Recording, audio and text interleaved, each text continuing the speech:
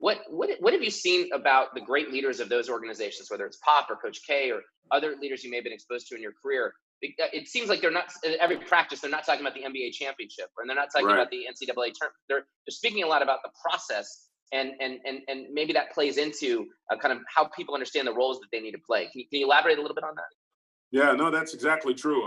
Whether you're talking about a Greg Popovich or a Coach K, both are extremely focused, and they're focused on more than winning games. They're focused on the players that they have. They're, any great leader wants the very best for someone that they're leading. So you're going to take the time to get to know them, take the time to get to know where they're going, and you're going to focus your efforts on helping them get there within the context of what your team is trying to do.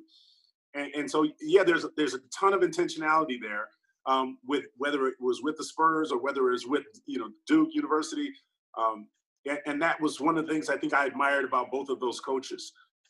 They really understood who they were, and they really understood who they were bringing in, and they were trying to help each of those kids reach their potential.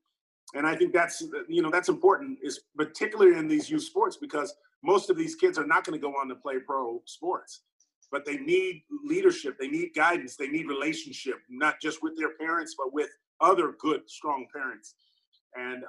And so if you can build around that and be intentional and say, hey, look, let's teach them how to be men or women. Let's teach them how to do the right things in every circumstance. And let's teach them how to have the right attitude. The greatest things that are going to come from sports are resilience, the attitude of just never give up, the going out there day in and day out. How do I help the guy next to me, right? Those are the things that are going to be most valuable to them in their lives. So, why not take the opportunity and teach those things to these kids on a consistent level, and make the experience more about that than about how much do we win.